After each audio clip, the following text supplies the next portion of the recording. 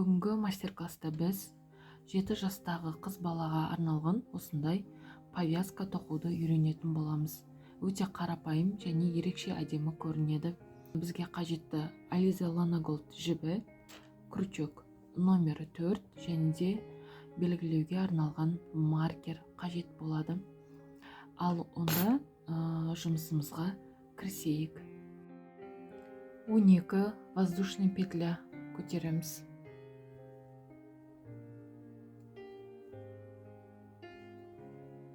Бір, екі, үш, төрт, 5, 6, 7, 8, 9, 10, 11, 12. Енді 3 воздушный петля көтереміз.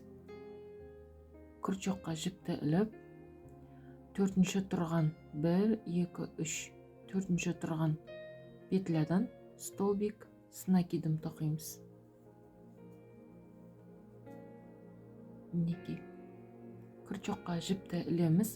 Енді әр петляның әрқайсысынан бір столбик без накида аламыз. Осы соңына дейін. Мінекей, крючокқа жіпті ілеміз. Келесі тұрған петлядан столбик с накидом тоқимыз. Соңына дейін дәл осылай тоқитын боламыз. Соңына дейін тоқыдым. Менде мынау 3 воздушный петля 13-ші столбик с накидымның орнын басады. Енді бір воздушный петля көтеріп, жұмысымызды кері айналдырамыз. Енді бірінші тұрған петлядан столбик без накида аламыз. Дәл солай жұмысымыздың бұл теріс бетін жұмыс барысында әрқашанда столбик без накидамен тоқитын боламыз. Соңына дейін.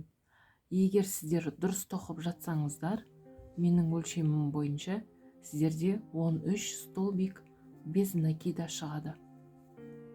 Дәл осылай соңына дейін жалғастырамыз.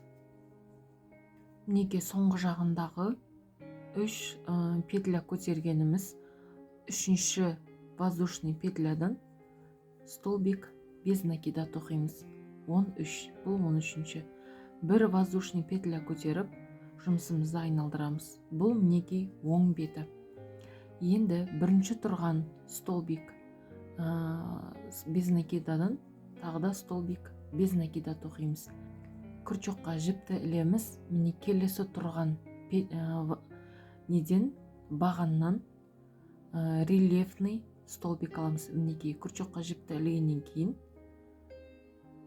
осылай жібімізді шығарып алып, столбик с накидом тоқимыз. Яғни қазақша кедір бұдырлы дейді, немесе рельефный столбик тоқитын боламыз. Енді келесі тұрған, мінекей, келесі тұрған петлядан столбик без накида тоқимыз. Крючокқа жіпті ілеміз. Тағы да мынадан емес, бұдан біз уже столбик без накида тоқыдық. Енді келесі тұрған бағаннан тағы да рельефный столбик тоқимыз. Мінекей, одан кейін жай столбик без накида тоқимыз. Қайтадан крючокқа жіпті іліп, одан кейінгі тұрған петлядан бағаннан рельефный столбик тоқимыз. Қайтадан столбик без накида және де рельефный столбик. Мінекей, жұмысымыз дәл осылай жалғасып кете береді. Кезектесіп, дәл осылай соңына дейін тоқимыз.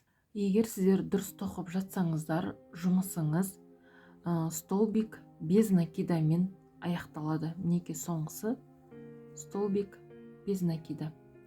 Бір воздушный петля көтереміз, жұмысымызды айналдырамыз. Бұл мінекей уже теріс беті. Теріс беті бағана айтқанымдай столбик без накидамен жай ғана тоқылады. Дәл осылай соңына дейін столбик без накидамен тоқып шығамыз. Сіздерде дұрыс тоқсаңыздар 13 столбик без накида шығу керек. Мінекей жұмысымызды аяқтадық. Теріс бетін бір воздушный петля көтеріп жұмысымызды айналдырамыз. Бірінші тұрған петлядан столбик без накида алып крючокқа жіпті ілемізде, одан кейінгі тұрған міне беткі рельефный міне көрініп тұр. Дәл осыдан беткі тағы да рельефный аламыз. Енді келесі тұрған петлядан столбик без накида тоқимыз. Енді қайтадан крючокқа жіпті іліп, бізде мінекей беткі рельефный тұр.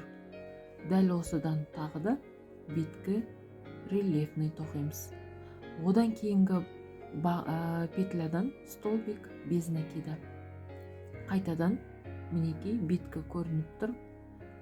Беткі рельефный тоқимыз. Міне қайтадан столбик без накида. Крючокқа жіпті ілеміз.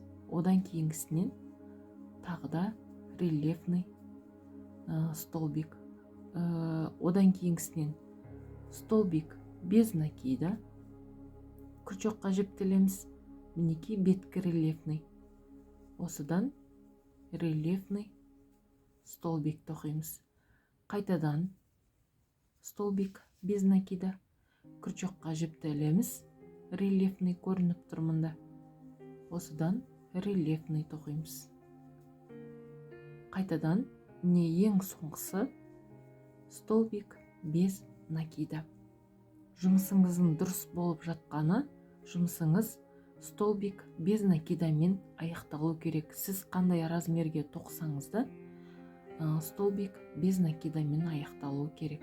Енді бір воздушный петля көтеріп жұмысымызды айналдырамыз. Бұл теріс беті. Бағына айтқанымдай теріс беті әрқашанда столбик без накидамен тоқылады. Мінекей соңына дейін столбик без накидамен тоқимыз. Сіздерге түсінікті болып жатыр деген ойдамын. Дәл осылай өзіңізге қажетті өлшемге келгенше осылай жалғасып кете береді. Теріс бетінде столбик без накидамен, оң беті беткі рельефный столбик без накида, беткі рельефный столбик без накида. Дәл осылай жалғасып кете береді. Соңына дейін, өзімізге қажетті өлшемге дейін дәл осылай тоқитын боламыз. Мінекей мен соңына дейін тоқып бітірдім. Бұл повязканың ұзындығы 53 сантиметр болды, ал ені 8 сантиметр болды. Білесіздер, 7 жастағы қыз балаға тоқып жатырмын. Енді мен мінекей оң бетінен жұмысымды аяқтадым. Осылай түйіп, жібімді осылай тоқыма инеге өткіздім. Тоқыма ине болмаса, кәдімгі ине жарай береді. Енді оң бетін бір-біріне осылай беттестіреміз. Оң бетін беттестіріп, біздің тігендеп жатқан жібіміздің ұшы сыртында қалу керек міндетті түрде. Ал былайынан екеуін бір-бірінің ішіне осылай кіргіземіз. Мінекей осылай. Егер сіздер мына жіп менде қазір шығып кетеді десеңіздер, осындай маркердің көмегімен қыстырып қойсаңыздар болады. Тек дәл ортасын тауып алайық. Міне енді мынаның да тоже дәл ортасын тауып аламыз. Міне бұл бізде мынау ұшы. Осылай қыстырып қойсаңыздар болады. Енді тігуге кірісеміз.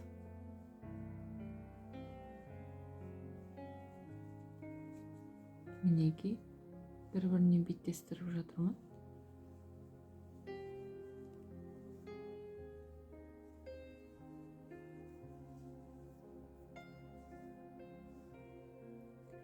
Енді осылай жұмысымызды айналдырып аламыз. Бірінші тұрған осы петлядан әр деталін қалдырмай тігеміз. Мінекей мынаның мынау ұшы, ол келесінің мына жағына. Бұлай тіксеңіздер де болады, немесе бұлай. Міне одан кейінгі петля, одан кейінгі петля. Міне дәл осылай. Міне бір-біріне жанастырып осылай әр петляға тігіп шығамыз.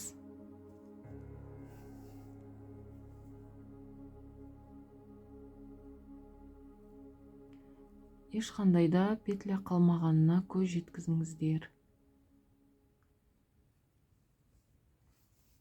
Осылай тігеміз соңына дейін.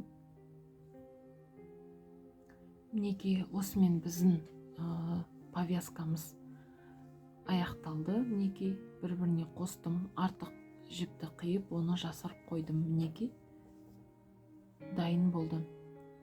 Менің видеомда соңына дейін көргендеріңізге мың алғыс. Комментарийге өз пікірлеріңізді қалдырып, қолөнерші достарыңызбен бөлісуді ұмытпаңыздар. Сіздермен бірге болған Жансая.